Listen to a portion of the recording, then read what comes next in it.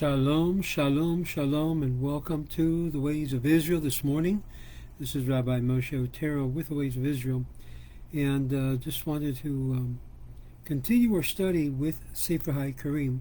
But beforehand, wanted to say a couple of words, as we've seen this week a lot of things that have taken place, a lot of beloved rabbis and leaders in our community, for some reason, out of the nowhere, just be removed from this planet, as it were.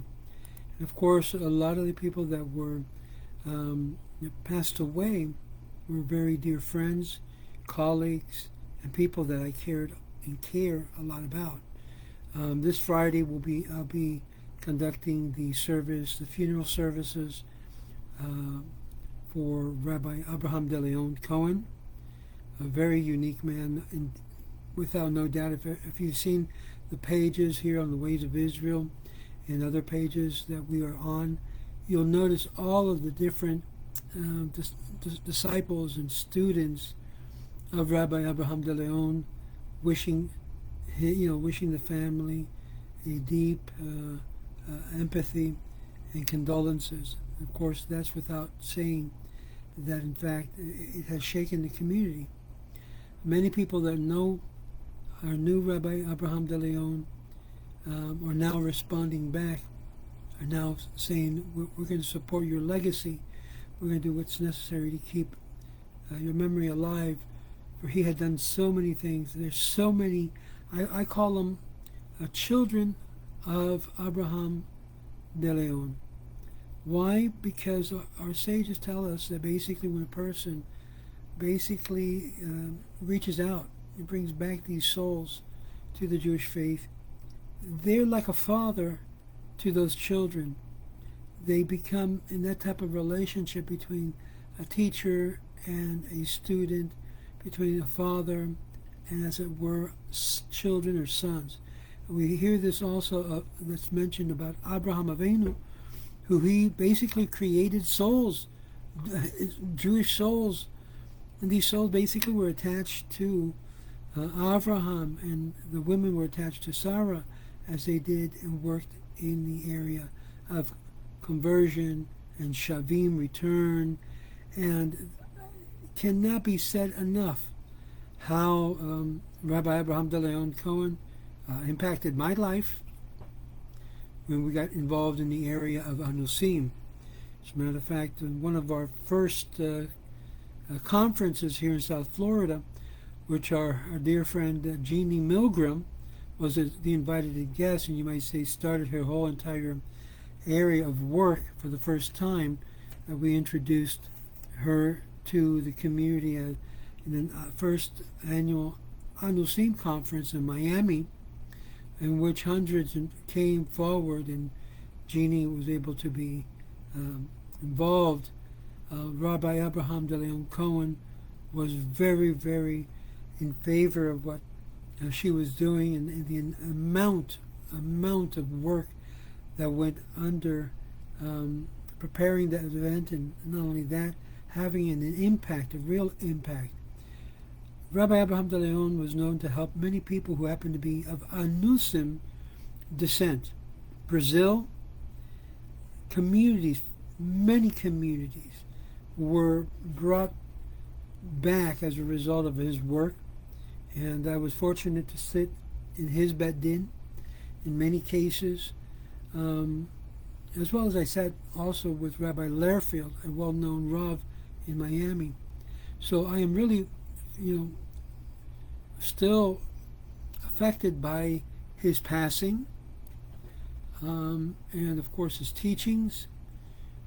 Completely Sephardic, 100%, a very proud Sephardic from Turkey.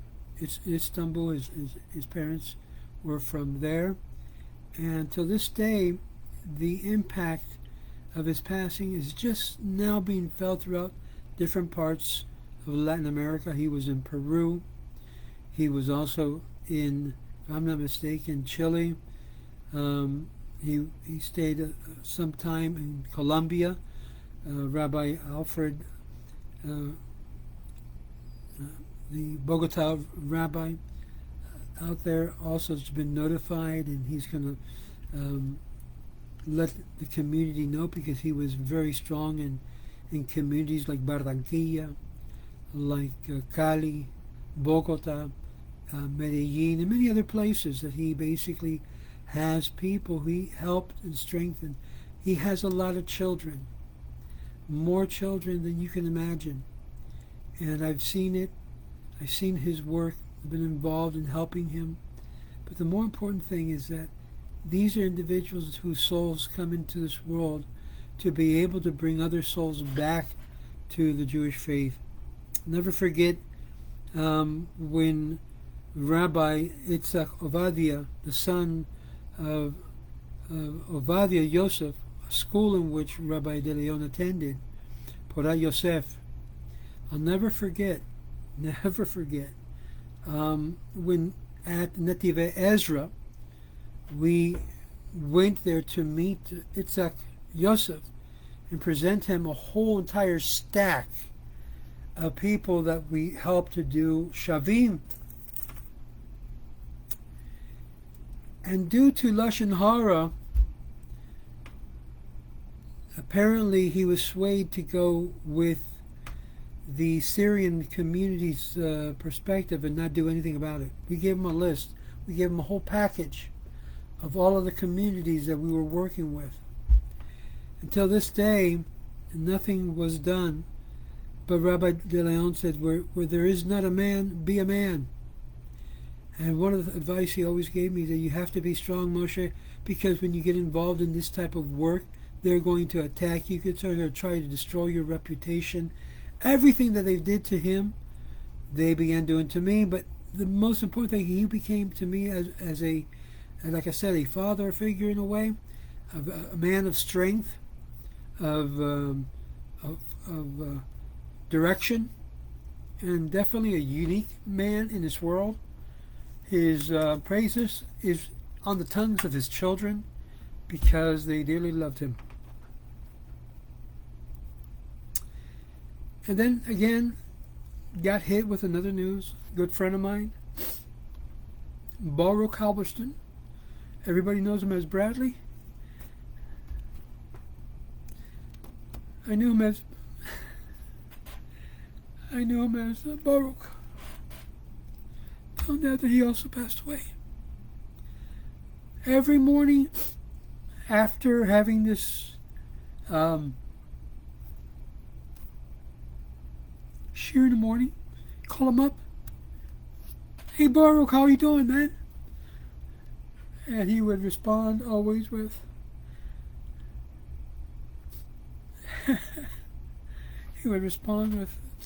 his normal expression, Cuban expression actually. Que bola, que hace Moshe, yachi, and he would say that because we had a lot of conversations regarding that.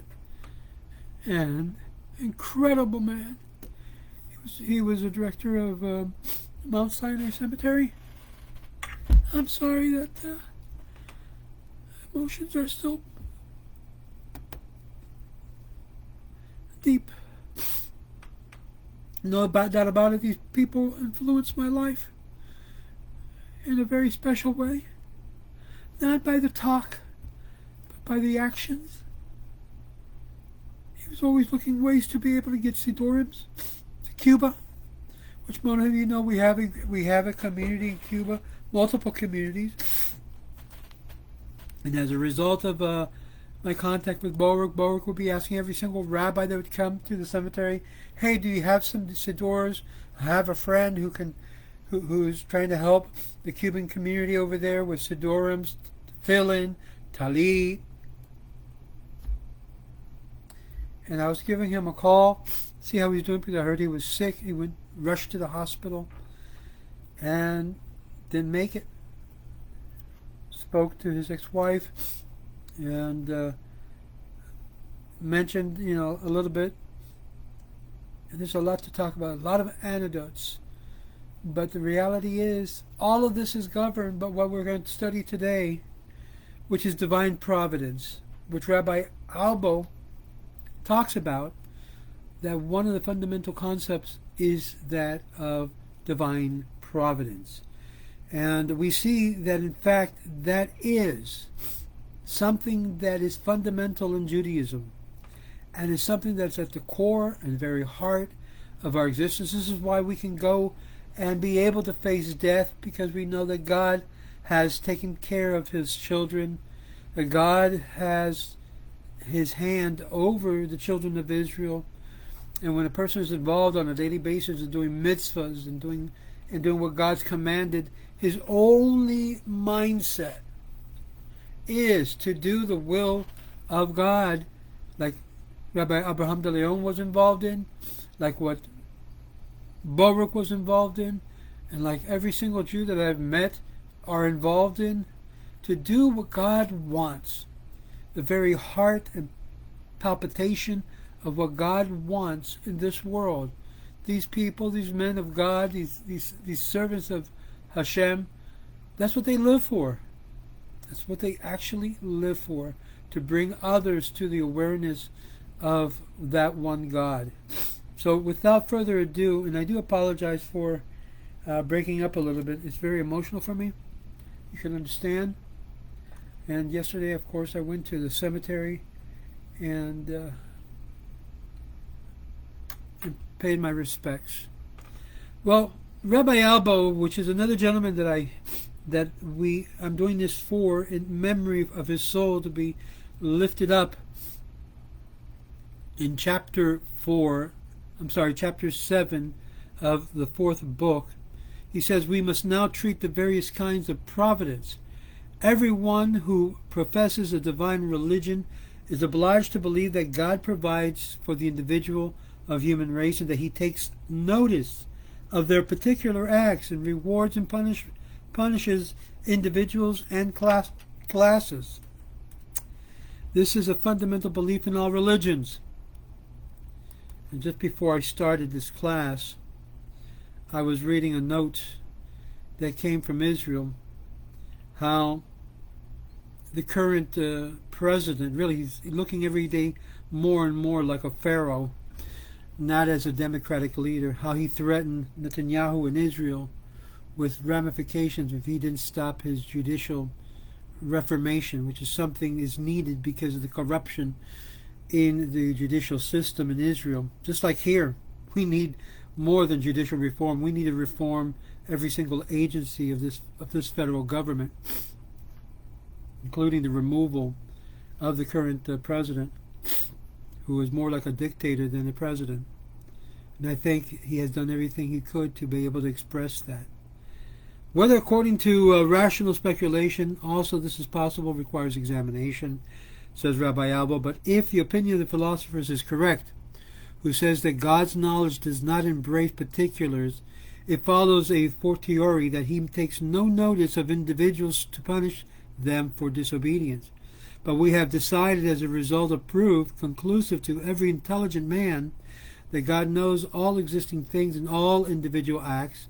And the point that requires investigation is that the granting that God knows individuals and their acts, does he take notice of them and pay each according to his conduct?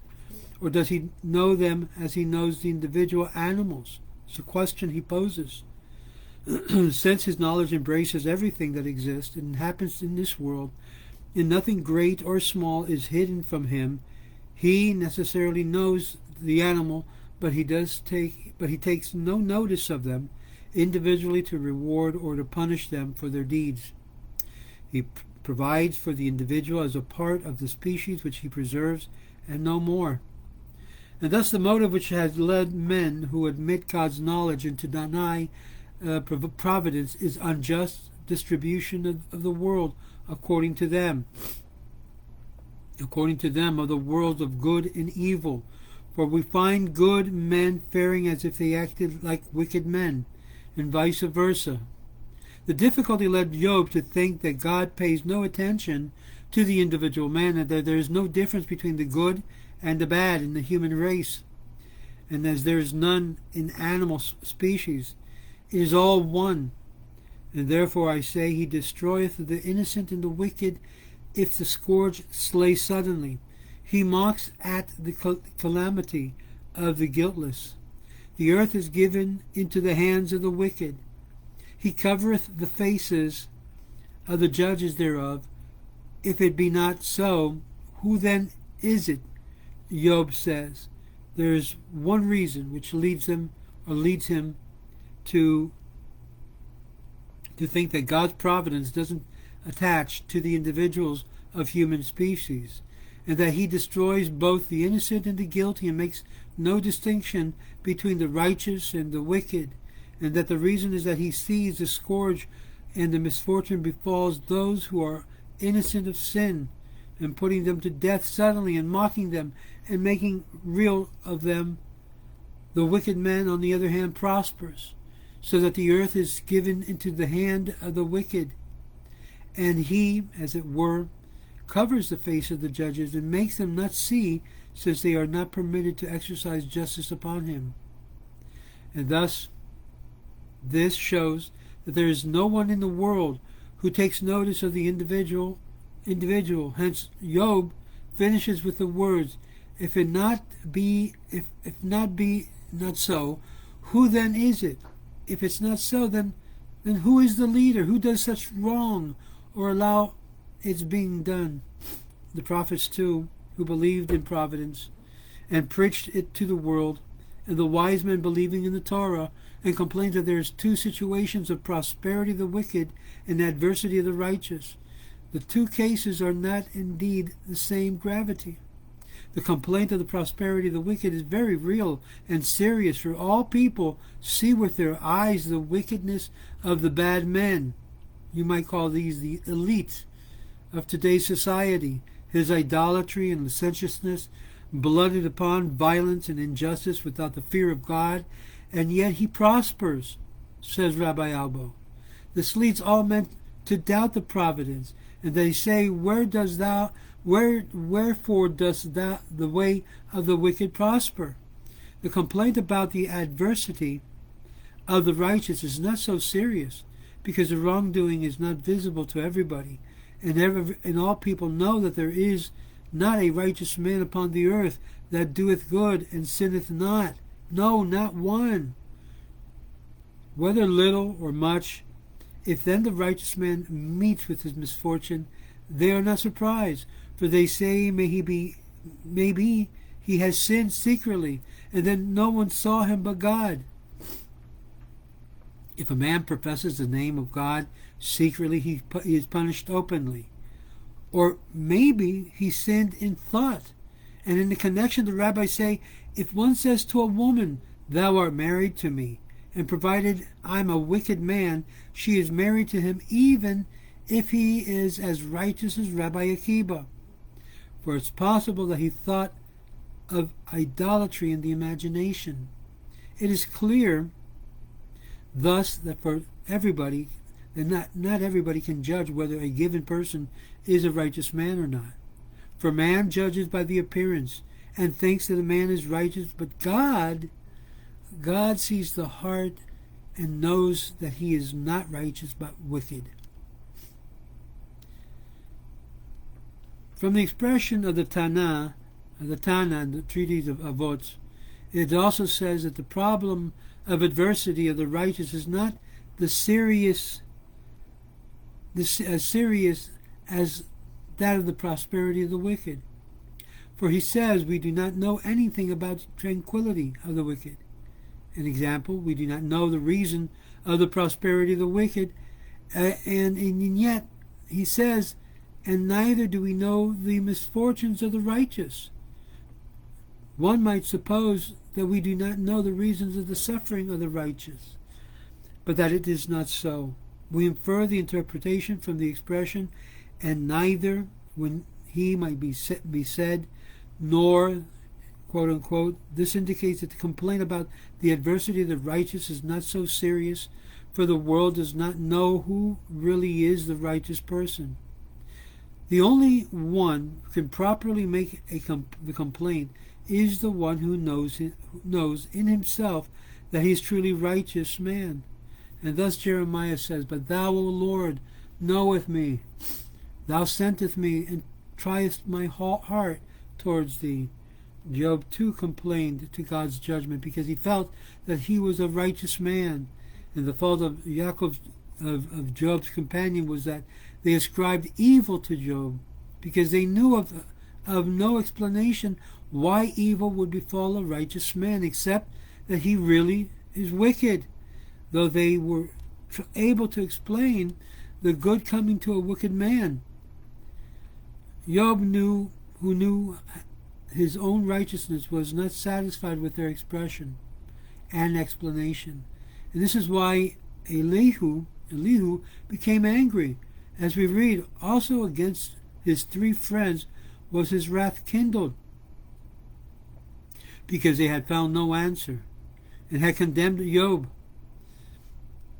The meaning is this: they knew no explanation why evil would befall a righteous man, unless God was unjust, and therefore they condemned Job and accused him of wickedness. And this is why God said to Eliphaz, "My wrath is kindled against thee and against thy 2 friends, for ye have not spoken of me the thing that is right, as my servant Job hath." The meaning is that Job believed that the evil may befall a truly righteous man, and that this was right. His error consisted of the fact that, not knowing the explanation of this, he accused of God's right injustice. And if he had notice of the individual man, or he denied of providence, for he had not know how it was possible that the misfortune should befall the righteous with God's knowledge, unless God was unjust. And then, when Elihu showed him that he was there must be providence, and be charged with him with the sin because he had accused God of wrong, he changed his mind and believed on God's part. For God may test the righteous man to find out whether he serves God for love, or would think that for nothing of bearing pain and trouble, no matter how great, for the love of God, and would not grumble against God's treatment of him. And Job's sin was that he did grumble against God and accused him of wrong. And therefore, this was verified, the words of the Satan, the adversary, who said, "Doth Job fear the God for naught?" The test of the righteous, whether he serves God for love, is not when he prospers, but when he endures misfortune for the love of God. And when Job found this out from God, who said to him, "Wilt thou even make void my judgment? Wilt thou condemn me, that thou mayest be justified?" And the rest of the answer in which God showed Job was that he was guilty of a sin in charging God with weakness and limitation, of injustice. He admitted his errors and said, "I know that thou canst do everything, and that there's no purpose can be withdrawn from thee." The meaning is, I know that it is impossible to charge thee with weakness or inability, for thou canst do everything, and canst realize thy will, nor can one charge thee with wrongdoing because of want of knowledge. For no purpose can be withholden from thee, and thy knowledge embraces all things, and hence wrong cannot come from thee. In other words, nothing evil or bad comes from God. And since thou cannot do everything and art wise in everything, he ends up by saying, "Wherefore I abhor my words, and I am comforted."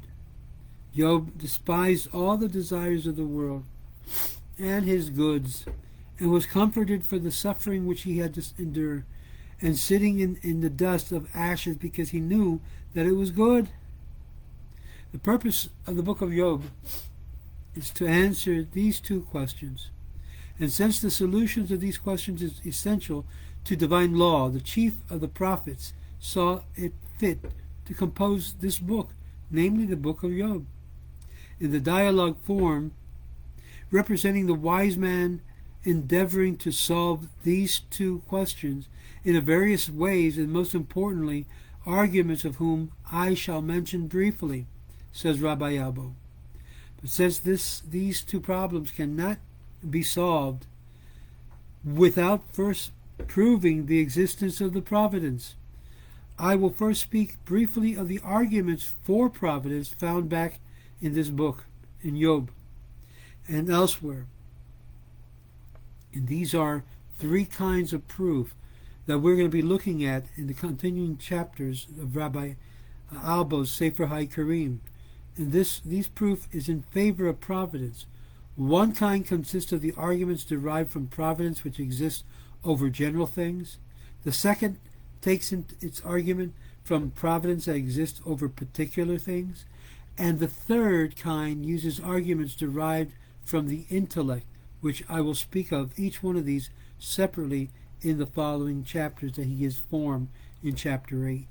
And thus he ends chapter 7 with these basic fundamental words of the importance of providence within the whole idea of basic beliefs in Judaism. And this rings so true, especially everything falls, as it were, on the right moment at the right time, in the time in which we as the Jewish people are facing some major serious issues confronting the well-being of Kalal Israel. In particular, one of the things that we're facing is the facing of those who are pushing towards the left an agenda completely contrary to Torah values. There is a war, a spiritual war, and also it's taking place on a physical plane. It's taking place here and now, and we cannot just stand idly by and think that it's just going to go away. The reason for divine providence is to test both the righteous and those who are working and becoming righteous. Today is an opportunity for us to make our mark in this world by making a decision whether we are going to fight for God or against God. We currently know that the current administration that's over this country is fighting against God, is tearing this country apart in every level that you can imagine, from the levels of morality, from the levels of right and wrong, going towards the wrong. And all of those Jews who basically have catered to this government and to this force that has been a very destructive force that we have seen now for a period of time that this person has been in power. And we ask God, the Almighty God, to, in His providence, to change the history of this country towards good and not continue towards the path of this evil that we are currently under. May God grant our prayers, the prayers of the righteous, to see the end of this evil that we are all facing and that we are all experiencing like never before. We are seeing things taking place in this country that never have we seen ever in this country take place. Fires, murder. I mean, it's like evil has been unplugged in this country, and that this country has lost the blessings of God. All of this under the providence, because we have a choice within that providential truth that God controls His world. But God also lets the people make a decision and choice, either to choose to do what is right before God or to do evil. And as we've seen, from the very White House all the way to the very hidden places of the judicial system in this government, evil is arising, and men that supposedly of good will are working towards an evil end to destroy what is considered all godliness. With this last comment, I will end this shiur. By God's providence, He allows things to happen, but with God's providence, He puts an end to the evil of those things that are happening. You may hide yourself from other human beings. You may think you have everything hidden, but as we've seen in the news, God is revealing every single work and putting it to public display, and we come to know what is right, what is wrong, who is representing truth, and who is representing evil. And unfortunately, we see that those characters that certain political parties have voted into power have been involved in the very dark evil what they call the deep state. Very, very evil. May God remove from this country the evil state that currently is operating not by the guidance of God, but by the guidance of their own ego and of the Satan and the very powers of the adversity. May God remove that and show everybody, bring it to light, because as it says, the Torah is a lamp unto thy foot. It is a revealer of what's really happening. And may God bring justice where there is no justice. And that through God's providence, God would bless all of the children of Israel who uprightly lives their life according to his command, and all those who fear God with the same blessing, and even more so, that may be part of God's children. This is Rabbi Moshe Otero. You're welcome to comment. You're also welcome to support what we're doing worldwide. And may God bless you and yours in this nation.